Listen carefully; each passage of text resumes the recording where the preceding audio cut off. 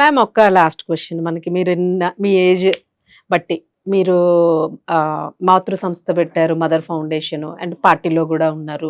So ఇలాంటి case ఎప్పుడైనా చూసారా మీరు అసలు? ఇన్స్టాగ్రామ్ లో చూసాను నేను మెసేజ్లు పెట్టేదాన్ని. సొసైటీలో ఇంత అలజడి సృష్టించిన కేసు అంటే ఇంట్లో వరకు కొన్ని సందర్భాలలో తిడితే వాళ్ళు ఒప్పుకోకపోతే ఓ నలుగురు వచ్చి తిట్టేసరికి నోరు మూసుకునేవాళ్ళు.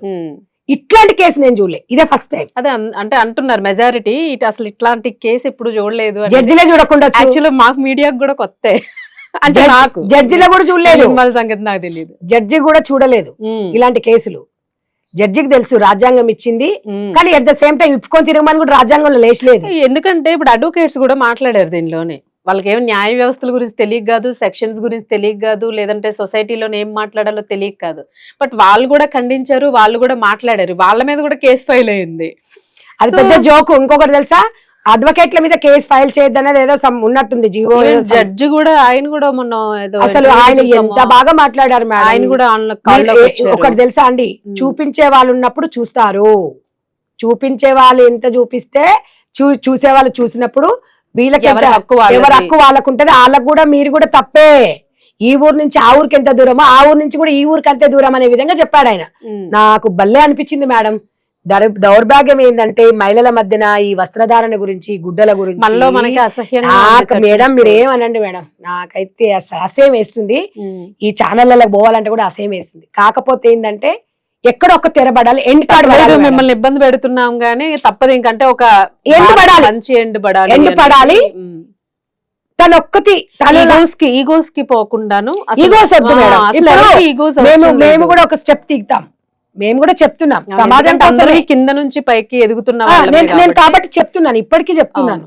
మీరు మా యాక్షన్ రియాక్షన్ ఉంది, మీరే తీసుకొచ్చి పబ్లిక్ లో పెట్టినందుకు అన్నాము అంతే తప్ప, ఇప్పుడు మీ ఇంట్లో మటనో చికెనో వండుకున్నారని నువ్వు వచ్చి మాకు బయట చెప్తేనే మాకు తెలుస్తుంది. మీ ఇంట్లో ఏం వండుకుంటే మాకేం తెలుసు మేడం, చెప్పండి. అంతే. మీ ఇంట్లోకి వచ్చి కుక్క తినిపోయిందంటే కుక్క ఎందుకు తినిపోతుంది? నువ్వు డోర్లు ఓపెన్ చేసిపోతేనే వచ్చి కుక్క తినిపోతుంది, అవునా? మీ ఇంట్లో బంగారం ఎత్తుకోపోయారంటే మీరు సెక్యూరిటీ లేకుంటే ఎత్తుకొని పోయింది. మీరు సెక్యూరిటీ పరంగా ఒక్కొక్కసారి తప్పదు, ఎత్తుకొని పోతారు. ఇప్పుడు ఆడవాళ్ళకి సేఫ్టీ ఉండాలనే కదా షీ టీమ్స్ వర్క్ చేస్తున్నాయి. అందరు బాగానే చేస్తున్నారు మేడం. ఇలాంటి వాళ్ళు ఉన్నాక నిన్న పోలీస్ ఆమెనే కొట్టిందామా, ఇంకా షీ టీమ్ పని చేస్తుంది. ఇక పాపం ఆమె రక్షణకు పోయింది, ఆమెనే కొట్టింది. నేను అనేది ఏంటంటే మరి ఆమె సోయలేదు అంటారు అందరు, ఏదో డ్రగ్స్ తీసుకుంది అంటున్నారు అక్కడ విచక్షణంగా. మామూలుగా అయితే అట్లా చెయ్యరు. నేను అన్నది కూడా అదే మేడం, ఈ డ్రగ్స్ తీసుకున్నప్పుడు పెడదో పడుతుంది. సోషల్ మీడియా ఓపెన్ చేయంగానే గిన్ని ఫోటోలు ఈ చెడ్డీలే బ్రాలే ఈ మీద తప్ప ఎవరు వస్తున్నాయా? ఇన్నరు 10-15 మంది ఉన్నారు. అవును. ఒకవేళ మీ ప్రైవేట్ లో పెట్టుకున్నప్పుడు మేము తీసుకుపోయి మీ జర్నలిజం మీ వాళ్ళకి ఇట్లా ఒకవేళ వేసింది అనుకోండి, మీ మీద కేసు వేయొచ్చు కదా. మీరు ఇప్పటికైనా ఎందుకు చేయట్లేదు? అది ఎందుకు అది చేయట్లేదు? తప్పైందని ఎందుకు నేను పెట్టడం తప్పేనండి అని ప్రైవేట్ ఎందుకు పెట్టుకోవట్లేదు? ఇప్పటికి పోస్టులు పెట్టేసి జనాలను రెచ్చగొడుతుంది. జనాలే చెప్పాలి మాకు సమాధానం, మేము చెప్పం, మేము అస్సలు చెప్పము.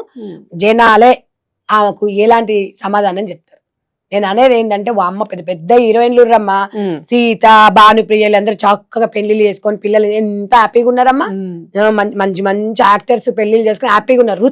వాళ్ళ వృత్తి పాపం, వాళ్ళకి డబ్బులు కావాలి, ఇక్కడ ఏషాలు కావాలి, జనాలను ఎంటర్టైన్మెంట్ చేయాలన్నారు, అక్కడ వరకే ఉండాలి. అది తీసుకొచ్చి నిజ జీవితంలో రుద్దొద్దు అనేది నా వాదన. రైట్. మొత్తానికి కేసునైతే మాత్రం మీరు ఫేస్ చేస్తారు, అన్నిటికీ అటెండ్ అయిపోతారు, మీ దగ్గర ఉన్న ఎవిడెన్సెస్ మీరు సమర్పించుకుంటారు. ఏదైనా ఒక మంచి ఎండ్ కార్డ్ పడాలి, సొసైటీలోకి మంచి మెసేజ్ వెళ్ళాలనే కోరుకుందాం మేడం. చాలా టైం వెచ్చిస్తూ ఉన్నారు సీరియస్లీ సొసైటీ కోసము. సో ఒకటి ఏదో ఒకటి మంచి జరగాలన్నప్పుడు కొంచెం ఈ కఠినంగా ముందుకు వెళ్లాల్సి వస్తుంది. ఏది ఏమైనా కూడా వాళ్ళకి మాత్రం నేను ఒక్కటి మీ టీవీ ద్వారా చెప్తున్నా, మీరు ఆలోచించండి సమాజం కోసం. మనము అందరితో పాటు అందరూ మనతో పాటు ఉండాలి, అందరు బాగుండాలి, అందులో మీరు ఉండాలి, నేను కలిసి ఉండాలి, అందరం అంతే, అందరం కలిసి ఉండాలి. మీరు ఆలోచించుకొని కొంచెం నిర్ణయం తీసుకొని, ఇంకా టైం ఏం అది కాలేదు, మీరు పెట్టిన కేసులు గానీ, మీరు ఆలోచించే విధానం గానీ, మీరు పెట్టే పోస్టులు ఒకసారి ఆలోచించుకొని, ఒక తెలంగాణ తెలుగు మహిళల ఆడబిడ్డగా, ఒక ఆంధ్ర ఆడబిడ్డగా, ఒక దేశంలో మీరు ఒక బిడ్డలు గానీ, చెల్లెలు గానీ, అక్కలు గానీ మీరు అన్నట్టుగా చూస్తాం. మీరు ప్రైవేట్ లో పెట్టుకోండి, ఎంజాయ్ చేయండి, నో ప్రాబ్లం. ఎవరికి హ్యాపీగా వ్యక్తిగత ఉండండి. కక్షలు, వ్యక్తిగత ఇది ఎవ్వరికి- లేదు. మనం ఎదురుగా చూస్తేనే మనం అంతే. ఒకసారి చూస్తేనే మనం పెద్ద పట్టించుకో మేడం. ఇప్పుడు ఎవరి కొంపలో ఎదురు పోయి చూసేడా అంత టైం ఎవరికి ఉంది చెప్పండి. ఉమ్, మీరు మీరు అన్నారు ఒక్కొక్కసారి అన్నం తినడానికే టైం ఉండదు మనకి. అవును. కాబట్టి ఎవరి మీద వ్యక్తిగతంగా ఉండదమ్మా. మీరు ఒక్కటే చెప్తున్నానమ్మా, మీ పిల్లలు కూడా బాగుండాలి, పిల్లలకు మంచి భవిష్యత్తు ఇవ్వాలి, సమాజానికి మీరు సెలబ్రిటీస్, మీరు మంచిగా సినిమాల వరకు ఓకే, దాని గురించి మీరు చర్చించుకోండి. దయచేసి మీకు క్లియర్గా చెప్తున్నాను, ఒక అక్కలాగా చెప్తున్నా, ఆలోచించుకొని మీరు అడిగేయండి. డెఫినెట్గా ఈ యావత్ ప్రపంచం మిమ్మల్ని హక్కును చేర్చుకుంటుంది, ఓన్గా చేసుకుంటుంది. ఎందుకంటే తప్పు అనేటాడు అందరం చేస్తామండి. అట్లా మీరు తప్పు చేసినామని నేను అనట్లేదు. మీ రాజ్యాంగం మీకు ఎట్లా స్వేచ్ఛ కల్పించిందో మా రాజ్యాంగం కూడా మాకు స్వేచ్ఛనిచ్చింది. మాట్లాడే భావ స్వేచ్ఛ అందరికీ ఉంది. మెసేజ్లు ఎందుకు పెడుతున్నారు?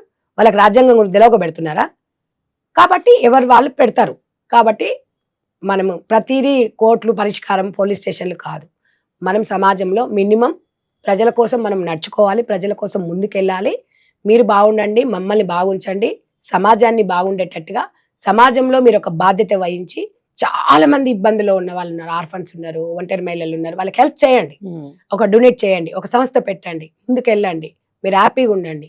వేరే కంట్రీస్కి వెళ్ళినప్పుడు మీరు దిగిన ఫోటోలు ఏమైనా ఉంటే గోప్యంగా పెట్టుకోండి, పబ్లిక్లోకి తేయండి. మంచిది మాత్రం పబ్లిక్లోకి పెట్టండి. మీరు చేసే సేవలు అవి ఇవి అన్ని పెట్టండి. నేను అనేది అది ఒక్కటే తప్ప మీ మీద మాకు ఎలాంటి వ్యక్తిగత అవి లేదు. డెఫినెట్గా మీరు పెట్టిన కేసులు ఎదుర్కోవడానికి మేమందరం రెడీగా ఉన్నాం.